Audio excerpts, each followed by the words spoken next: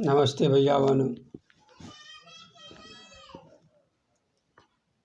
मैं आपका नीरोज कांत आचार्य जी उपस्थित हूँ कक्षा 10वीं की हिंदी पाठ 5 लेकर। भैया बहनों, कल हम लोग इस पाठ का प्रथम भाग उत्साह को पढ़े थे।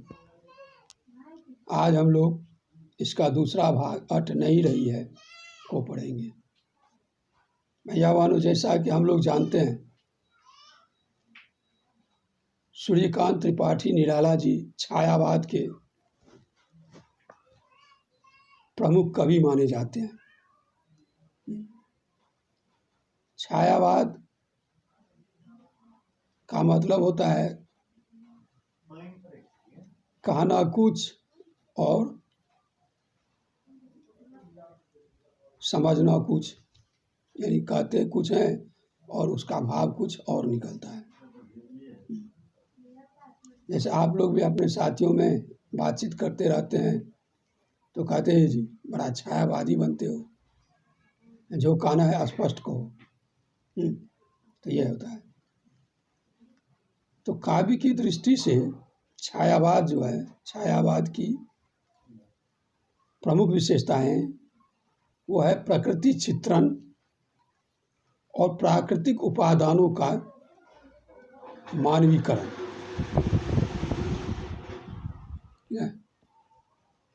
प्रकृति चित्रण और प्राकृतिक उपादानों का मानवीकरण।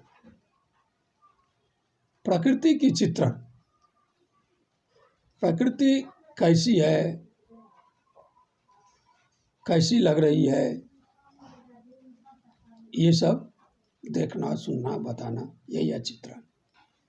और जो प्राकृतिक उपादान यानी प्राकृतिक कारक जो है उसका क्या करना, मानवीकरण करना। जैसे मेघ का मानवीकरण किया गया। अब जैसे फागुन मास है, इसका मानवीकरण किया जाता है। पेड़ पौधे हैं, इसका मानवीकरण किया जाता है।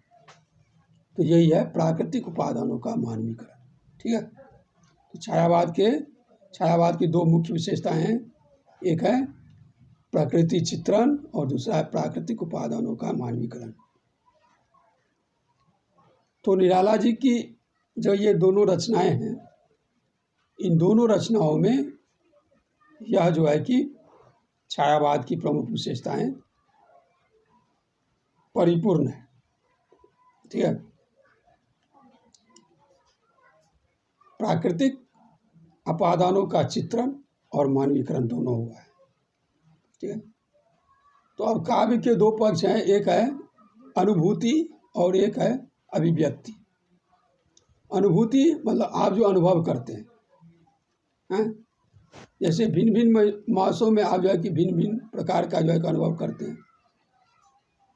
आप बसंत ऋतु में कैसा अनुभव करते हैं, आप शरद ऋतु में कैसा अनुभव करते हैं, वर्षा ऋतु में कैसा अनुभव करते हैं, ग्रीष्म ऋतु में कैसा अनुभव करते हैं, यही अनुभूति है। अब अपने उन अनुभवों को आप व्यक्त जो करते हैं, कविता के माध्यम से, चौपाई के माध्यम से, सवैया के माध्यम से, कहानी कथा के माध्यम से, या किसी न किसी माध्यम से आप क्या करते हैं, उसको जो आप बताते हैं वही क्या है, अभिव्यक्ति। तो काव्य के ये दो पक्ष हैं, एक है अनुभूति और एक है अभिव्यक्ति, अर्थात एक है भाव पक्ष और एक है शिल्प पक्ष। इसके अलावे भी छायावाद की कुछ विशेषताएं हैं, जैसे है गेयता, प्रवाहमयता, अलंकार योजना और संगीतात्मकता, ये सब होना चाहिए, है ना। कविता जो आप करते हैं तो क्या हो, गेय हो, गाने योग्य हो, उसमें क्या हो, प्रवाह हो, कहीं रुकावट नहीं हो।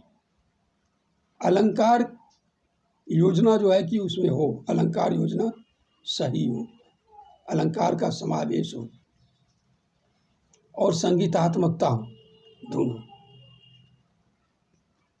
ये सब क्या है, छायावाद की जो है कि विशेषताएं हैं।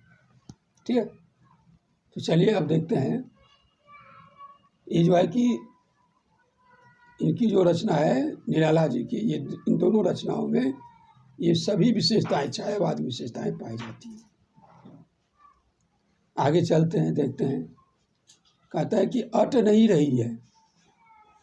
अट नहीं रही है मतलब समा नहीं रही है। अटना, अट मतलब क्या? अटना। अट नहीं रही यानी समा नहीं रही है। जैसे आप एक छोटे से दरवाजे से बड़े जो है कि बहुत बड़े जो है कि किसी चीज़ को, किसी वस्तु को, बहुत बड़ी वस्तु को आप जो है कि उसमें प्रवेश कराना चाहते हैं। आप बहुत बड़ी जो है कि मूर्ति ले आए और आप जिस घर में उसको रखना चाह रहे हैं उस घर का जो है कि दरवाज़ा छोटा है, तो उसमें क्या होता है? उसमें अट नहीं पाती। वह जो चित्र है उसमें अट नहीं पाता है। तो यही कह रहे हैं कि अट नहीं पाता है। वह यहाँ है कि अट नहीं रही है। अट नहीं रही है, क्या नहीं अट रही है? तो आभा फागुन की तन सट नहीं रही है। फागुन की जो आभा है, फागुन की जो कांति है, फागुन की जो शोभा है, फागुन की जो विशेषता है वह इतना विशाल है, इतना अधिक है कि वह प्रकृति रूपी जो तन है उसमें अट नहीं रही है। वह इस वातावरण में समा नहीं रही है। यही है, अट नहीं रही है। कहीं सांस लेते हो घर घर भर देते हो, उड़ने को नभ में तुम पर कर देते हो, आके हटाता हूँ तो हट नहीं रही है। आगे कह रहा है कवि कि कहीं सांस लेते हो घर घर भर देते हो। अब क्या होता है कि फागुन मास में जो पेड़ पौधे होते हैं वे मंजरियों से, पुष्पों से युक्त होते हैं, इसलिए उसमें जो है कि एक विशेष प्रकार का जो है कि गंध आ जाता है, मादकता आ जाती है उसमें। अब जब उस पर से क्या होता है कि हवा चलती है, तो हवा के चलने से क्या होता है कि वह सुगंध घर घर में भर जाता है। पूरे वातावरण में जो है कि वो सुगंध जो है कि फैल जाता है। इसलिए कवि कह रहे हैं कि वो जो हवाएं हैं मानो वह फागुन मास जो है कि सांस ले रहा हो, और जब फागुन मास सांस लेता है तो क्या होता है कि जो इस वातावरण में जो है कि फागुन मास का जो सुगंध है वो क्या होता है? भर जाता है। अब जब ये सुगंध भर जाता है तो क्या कहता है कि उड़ने को नभ में तुम पर कर देते हो। अब उन सुगंधों को पाकर लोग जो है कि खुश हो जाते हैं, और इतने खुश हो जाते हैं कि वे लगता है जैसे कि उनका उड़ने का उसको मन हो रहा है, वह आकाश में उड़ना चाहते हैं। इसलिए कवि कह रहे हैं कि फागुन मास तुम जो है कि यहाँ पर उड़ने को नभ में तुम, अब यहाँ पर मानवीकरण किया गया है फागुन मास का। कहता है कि तुम जो सांस लेते हो तो उससे क्या होता है कि ये घर घर भर जाता है, और तब मन होता है कि आकाश में उड़ान भरूं, पक्षी की तरह आकाश में उड़ जाऊं। आँख हटाता हूं तो हट नहीं रही है। तो अब ये शोभा जो है प्रकृति की, ये जो शोभा है फागुन मास की जो शोभा है, उस पर से आँख हट ही नहीं रही है। मन होता है उसे एकटक निहारता रहूं, देखता ही रहूं। पत्तों से लदी डाल, कहीं हरी कहीं लाल, मंद गंध पुष्पमाल, पाट पाट शोभाश्री पट नहीं रही है। तो क्या, कहाँ से ये जो है कि आंखें कहाँ से नहीं हट रही है? तो पत्तों से लदी उन डाल से, उन डालों पर से जहाँ कहीं हरे हरे कहीं लाल लाल पत्ते लगे हुए हैं। हरे हरे और लाल लाल पत्ते से जो डालियाँ ढकी हुई है, लदी हुई है, उन डालियों पर से ये आंखें हट नहीं रही है। मंद गंध पुष्पमाल, कहीं पड़ी है उड़ में, यानी पेड़ों में जो ये फूल लगे हुए हैं वो फूल कैसा लग रहा है? जैसे वह पेड़ जो है कि फूलों की जो है कि माला को धारण कर लिया है। वह फूलों की माला के जैसे वह फूल पेड़ में सुशोभित हो रहा है। अब यहाँ पर आप यह भी कह सकते हैं कि जो प्रकृति है, प्रकृति माता जो है, तो वो जो पेड़ के जो फूल हैं वो लगता है कि प्रकृति माता जैसे उन फूलों की मालाओं को जो है कि अपने हृदय में, अपने गले में धारण कर ली है। प्रकृति माता जो है कि फूलों की माला धारण किए प्रतीत हो रही है, इसलिए ये जो शोभा है, सुंदरता है, उस पर से आंखें हट नहीं रही है।